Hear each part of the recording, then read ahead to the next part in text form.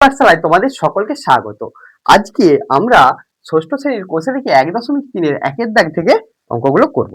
দেখো, একটা বৃত্ত আঁকা আছে, সেখানে সমান ভাগে 10টা ভাগ করা আছে, তার 7টা ভাগ রং করা আছে। কটা ভাগ রং করা আছে? 7টা ভাগ এভাবে রং করা আছে। 7টা ভাগ কি করা আছে? রং করা আছে। তাহলে তোমাকে লিখতে বলেছে ড্যাশ অংশ রং করা। তাহলে টোটাল ভাগ করেছি কটা? 10টা। তার কটা অংশ রং করেছি? 7টা।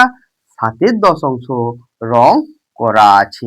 কত? 7-এর 10 অংশ রং করা আছে। পরের অঙ্কটায় রং করা নিয়েই বার করেছে। তাহলে এখানে দেখো, আমরা সমান ভাগে ভাগ করেছি কটা? 1টা, 2টা, 3টা, 4, 5, 6টা। তাহলে মোট 6 ভাগ, তার 1 ভাগ রং করেছি, বাকি রং করা নেই, 5টা। 2-এর 5 অংশ রং করি, মানে আমরা ছবিটাতে সমান 5 ভাগে ভাগ করা আছে, সেখান থেকে আমরা তার 2টা অংশকে কি করব? রং করে দেব। তাহলেই আমরা পেয়ে যাব 2-এর 5 অংশ রং করি। দেখো, 2-এর দাগের অঙ্কগুলো কি মনে মনে ভেবে করে নিই। দেখো আমরা ওই অঙ্কগুলো কিভাবে সমাধান। দেখো, 2-এর দাগের এর অঙ্কটাতে অর্ধেক রুটি বলতে মোট রুটির কত অংশ বোঝায়? 2-এর দাগের অর্ধেক রুটি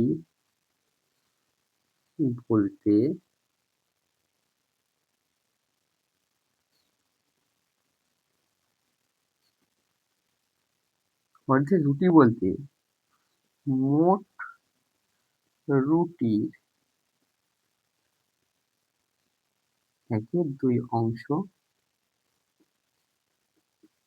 বোঝায়।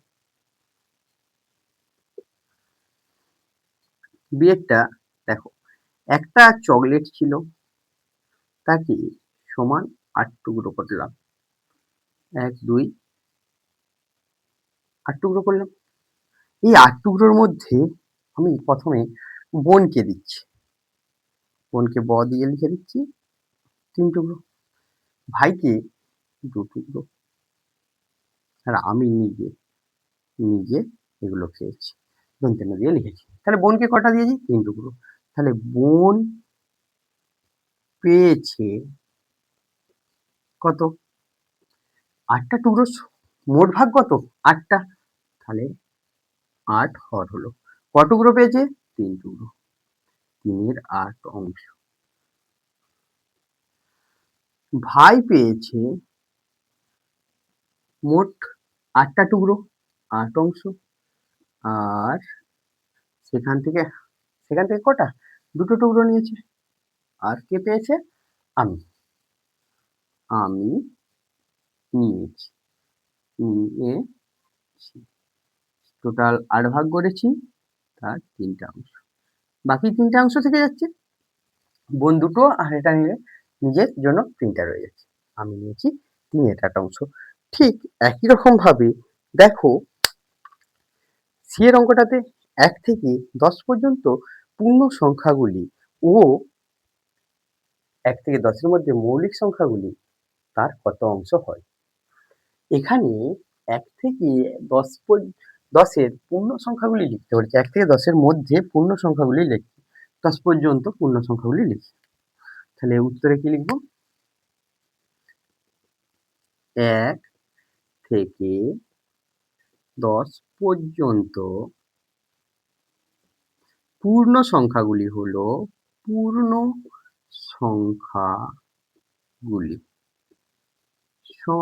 1 একটা পূর্ণ সংখ্যা, 2, 3, 4, 5, 6, 7, 8, 9, 10।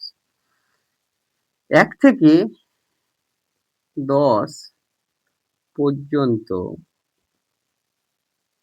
মৌলিক সংখ্যা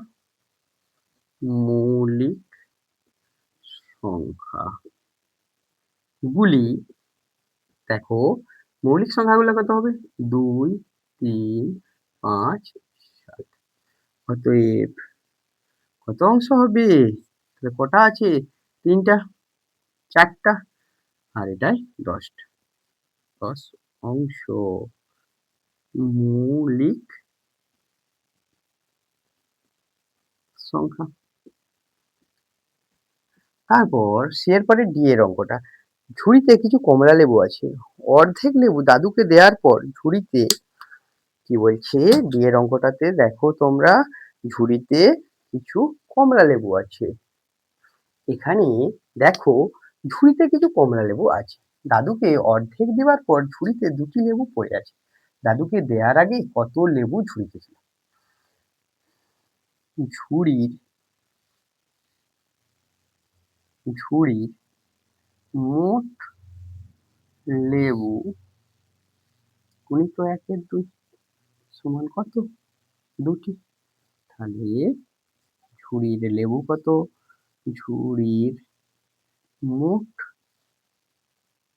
লেবু সমান 2 গুণিত 2 বাই 1 সমান কত হবে? 4টি। তাহলে দাদুকে দেওয়ার আগে ঝুড়িতে মোট লেবু ছিল 4টি। ঝুড়িতে মোট লেবুর সংখ্যা কত এখন? 4টি পেলাম। তারপরের অঙ্কটা দেখো, এখানে দেয়া আছে একই মাপের 2টি গ্লাসে একই পরিমাণ শরবত তৈরি করা হলো। প্রথম গ্লাসে শরবতের 1/5 অংশ চিনি, দ্বিতীয় গ্লাসের 2/7 অংশ চিনি। শরবত না খেয়ে, তাহলে কোনটা বেশি মিষ্টি? শরবত না খেয়ে তোমরা কি করে তাহলে অঙ্ক করে বার করতে হবে। কিভাবে অঙ্ক করব? দুটো যে চিনির পরিমাণ দিয়েছে 1/5 আর 2/7, তার মধ্যে কোনটা বড় আর কোনটা ছোট দেখব। কোনটা বড় আর কোনটা ছোট দেখব। তাহলে এখানে সমহর বিশিষ্ট করতে হবে। 5 আর 7 আছে, 5 7 এর কি করব? লসাগু করব। 5 আর 7 এর কি করব? লসাগু। ভাঙা যাচ্ছে না, এদের গুণফল। তাহলে লসাগু সমান কত হলো? 5 গুণিত 7। 5 7 এ কত হয়? 35। তাহলে এ দুটোই কত হচ্ছে? 35। 7 কে কত দিয়ে গুণ করলে 35 হয়? 5 দ্বারা। 2 কেও ঠিক 10। 5 কে 7 দ্বারা গুণ করলে 35 হয়। তাহলে কোনটা বেশি মিষ্টি হবে? দেখো দুজনেই 35 এর, এটা 7 ভাগ, 35 এর 10 ভাগ। তাহলে 35 এর 10 ভাগ। অতএব দ্বিতীয় গ্লাসের শরবত বেশি মিষ্টি। কারণ কি? কারণ 2/7টা বড় তার থেকে, 1/5 এর থেকে। 2/7টা বড় 1/5 এর থেকে। এভাবে বার করতে পারি। আমাদের কাছে 20 টাকা, কি বলছে তারপরের অঙ্কটা? না সরি, এফ এর অঙ্কটা। স্কুলের গেটের 5/7 অংশ রং করা হয়েছে। কত অংশ রং করা বাকি আছে? তাহলে আমরা এই অঙ্কটা করার সময় কি করব? এই অঙ্কটা করবার সময় আমাকে ধরে নিতে হবে সমগ্র গেটটা সমান 1 অংশ। তাহলে পুরো গেটটা সমান বা সমগ্র গেটটা সমান কি ধরবো? 1 অংশ। এফ এর অঙ্ক ধরিলাম সমগ্র গেটটি সমান 1 অংশ। তাহলে সমগ্র গেটটি সমান কত? 1 অংশ। তার 5/7 অংশ রং করা হয়ে গেছে। বাকি কত অংশ রং করতে বাকি আছে? তাহলে সমগ্র গেটটা যদি 1 অংশ হয়, বাকি অংশ বলতে 5/7 অংশ রং করা হয়েছে। তাহলে আমরা যদি সমান 7 ভাগে ভাগ করি, 1টা 2টা 3টা 4টা, 1 2 3 4 5 6 7, তার 5 ভাগ রং করা হয়ে গেছে। কত ভাগ রং করা হয়ে গেছে? 5 ভাগ। তাহলে ক ভাগ রং করতে বাকি আছে? 2/7 ভাগ। আমরা ছবি দেখেই বলে দেবো 2/7 অংশ। যখন মনে মনে করতে হবে, আর যখন আমাদেরকে অঙ্কটা করে দেখাতে হবে তখন করব কি? রং করা বাকি সমান 1 বিযুক্ত 5/7 অংশ। তাহলে এখানে কি করব? 7 বিয়োগ 5 বাই 7 সমান 2/7 অংশ। এভাবেই আমরা বার করে নিতে পারবো। এরপরে জি এর অঙ্কটা দেখো, আমার কাছে 20 টাকা আছে, আমি 5 টাকা খরচা করলাম। আমি আমার টাকার কত অংশ খরচা করলাম আর কত অংশ রয়ে গেল। তাহলে এখানে করবোটা কি? দেখো এখানে আমার কাছে 20 টাকা আছে, আমি 5 টাকা খরচা করেছি। তাহলে আমি খরচা করেছি কত? আমি খরচ করেছি। মোট কত টাকা ছিল? 20 টাকা, তার 5 টাকা খরচা করেছি। 5 এর 20 অংশ।